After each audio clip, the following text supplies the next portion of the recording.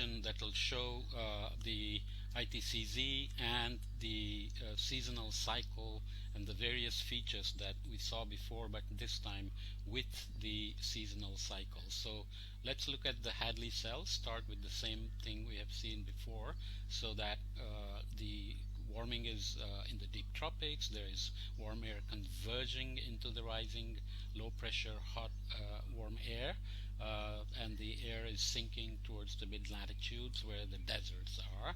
So if you look at the seasonal cycle of this, you have the polar fronts moving north during the summer months, and then moving south during the boreal winter months. Boreal means northern hemisphere, and the entire Hadley cell, as you can see, begins to move with the sun.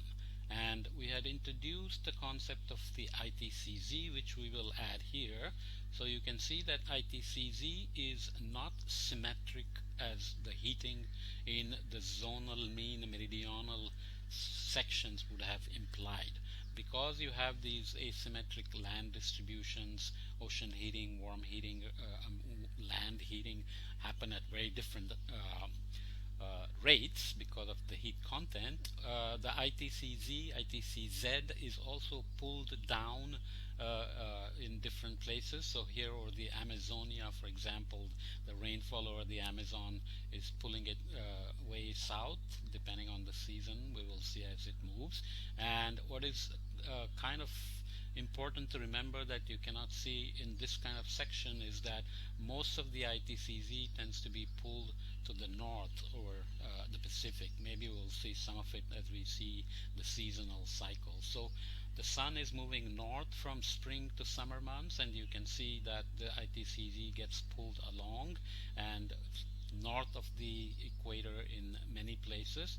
This monsoon region, you can see it again, the ITCZ, which becomes actually the tropical convergence zone, is pulled way north. That's what gives us the monsoon, right?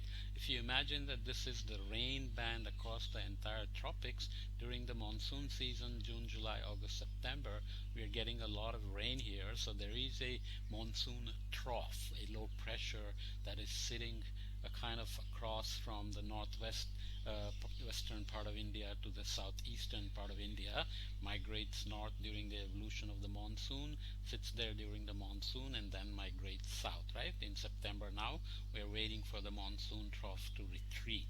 So that is what the ITCZ does. You can look at it again and again. So you can see that it gets pulled way north over Africa, across the equator, everywhere.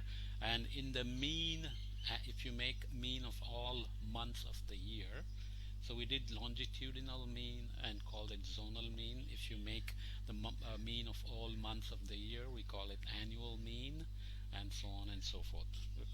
Kind of intuitive terms, but you have to be comfortable with them nonetheless. Let's add pressure to the story now.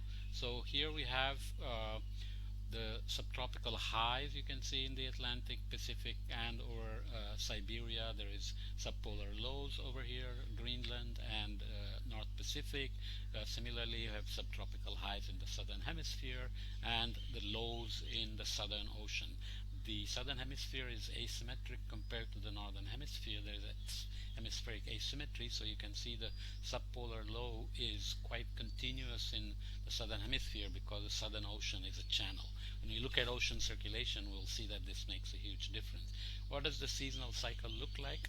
So you have to remember that the Hadley cell and the sinking is where the high pressure happens. So if the ITCZ moves, then the high pressure also changes. So you can see that as the ITCZ moves north, the high pressure expands, the polar lows compress, and as the ITCZ moves south, the high pressures again become smaller and the subpolar lows get larger. So the storms in the mid-latitudes and higher latitudes are obviously going to be depending on the season, and we just have to remember that everything is happening with the seasonal cycle. So you learn about Hadley cell, then you have to add seasonality to the Hadley cell.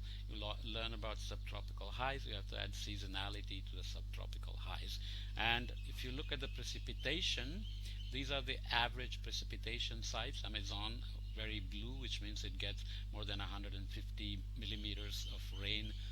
month. That's a lot. Similarly, the tropical rainforest regions of Central Africa, northern Australia, Indonesia, New Guinea, and so on. And the Indian region here is not showing much rain because in the winter months we don't get much rain. But if you add the seasonal cycle, you can see the correspondence between the intertropical convergence zone moving, the pressure centers changing, and the rainfall.